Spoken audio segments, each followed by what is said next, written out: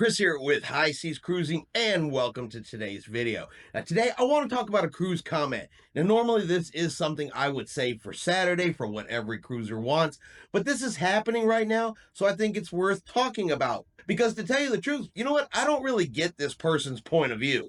Now, if you've been following any type of cruise news, you know that cruise ports have been closed over in Florida, which means cruise ships have had to stay out extra days. The passengers on board the ships are getting more days at sea. Now, these are basically free days. The cruise line is not charging you. Okay, it's not like the cruise lines are coming to you going, hey, well, instead of a 6-day sailing, you're getting a 7-day sailing, so we need to charge you for this extra day that you have the cabin, the extra day you eat on board the ship, all of the entertainment that you're getting, we're going to have to charge you for all of that. They don't do that. But if you get stuck on a ship for an extra day, is it really suddenly the cruise from hell because you didn't get home on time? Is it a week of misery because you didn't get home on time? Now, I do understand that a delay like this can cause stress for some individuals. You may have to make new flight arrangements, new hotel arrangements. You got to get yourself home. You may be worried about what's going on at home since you're not there. You may need to get in contact with your job and say, hey, hurricane, can't get back. I understand all of that. But when this happens, is this the time to start complaining that you deserve compensation for an extra day at sea? Should you stick your nose in the air and say, but I am platinum? And if you're asking, well, who would do that? Well, take a look at this guy. I am amazed that there has been no compensation for the extra day of misery we have had to be on the Elation. It's not the cruise line's fault there is a hurricane. Yeah, I get that. But do not lecture me, John, that this is why we should buy insurance, blah, blah, blah. Carnival should try to make it up to us in some fashion.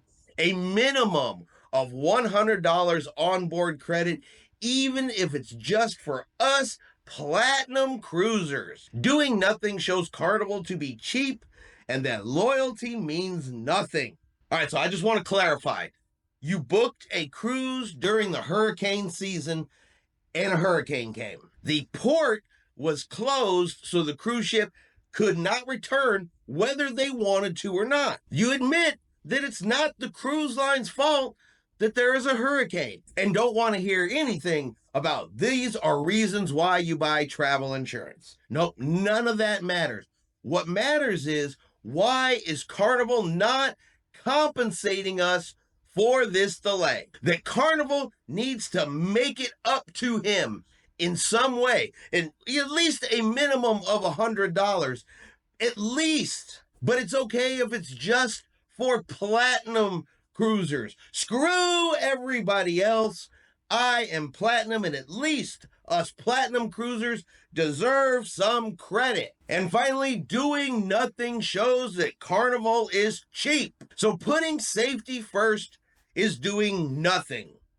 These cruise ships that are staying out an extra day are not making any money. Again, they are not charging you to be on the ship.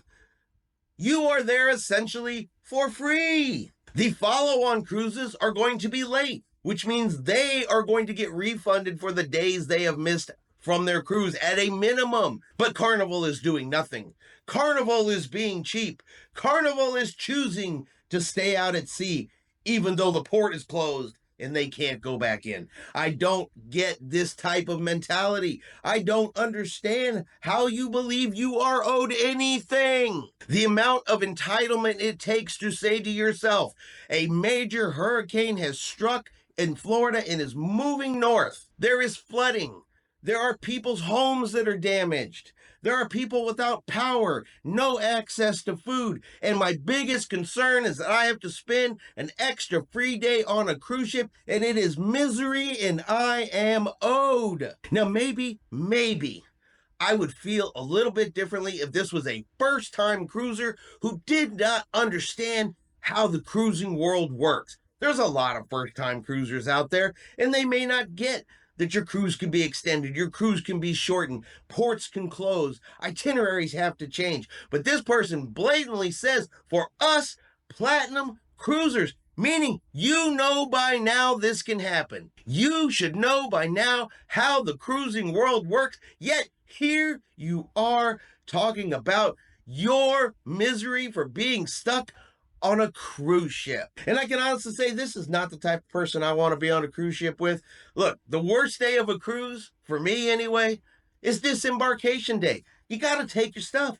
You got to get off. They're not going to let you stay, no matter how much you beg and plead. And if I ever got the announcement on board from the captain saying, hey, the ports are closed and you have to spend an extra day with us aboard this cruise ship, boy, you are not going to hear me complaining one little bit. But how about you guys? What do y'all think? Would you be upset if you had an extra day at sea? Would you be upset if your cruise got extended?